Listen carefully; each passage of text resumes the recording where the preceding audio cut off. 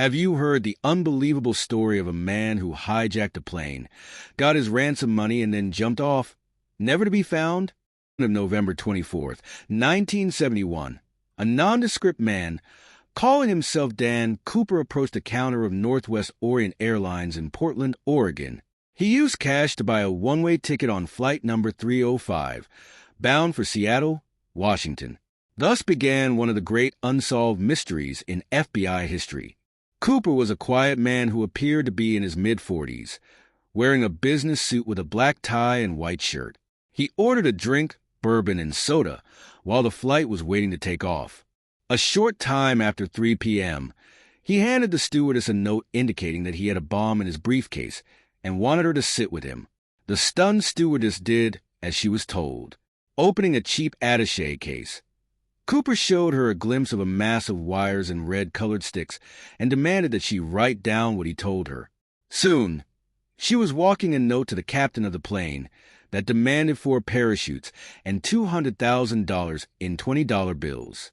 When the flight landed in Seattle, the hijacker exchanged the flight's 36 passengers for the money and parachutes. Cooper kept several crew members, and the plane took off again, ordered to set a course for Mexico City. Somewhere between Seattle and Reno, a little after 8 p.m., the hijacker did the incredible. He jumped out of the back of the plane with a parachute and the ransom money. The pilots landed safely, but Cooper had disappeared into the night, and his ultimate fate remains a mystery to this day. The FBI learned of the crime in flight and immediately opened an extensive investigation that lasted many years. Calling it NORJAC for Northwest Hijacking, the FBI interviewed hundreds of people, tracked leads across the nation, and scoured the aircraft for evidence.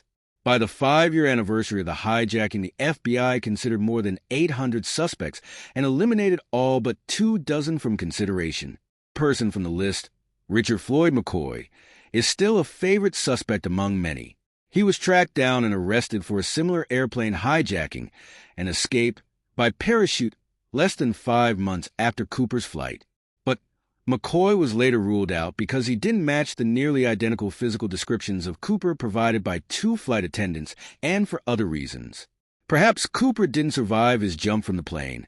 After all, the parachute he used couldn't be steered, his clothing and footwear were unsuitable for a rough landing, and he had jumped into a wooded area at night. A dangerous proposition for a seasoned pro, which evidence suggests Cooper was not. This theory was given an added boost in 1980 when a young boy found a rotting package full of $20 bills, $5,800 in all, that matched the ransom money serial numbers. Where did DB come from? It was apparently a myth created by the press. The FBI did question a man with the initials DB, but he wasn't the hijacker. The daring hijack and disappearance remain an intriguing mystery for law enforcement and amateur sleuths alike.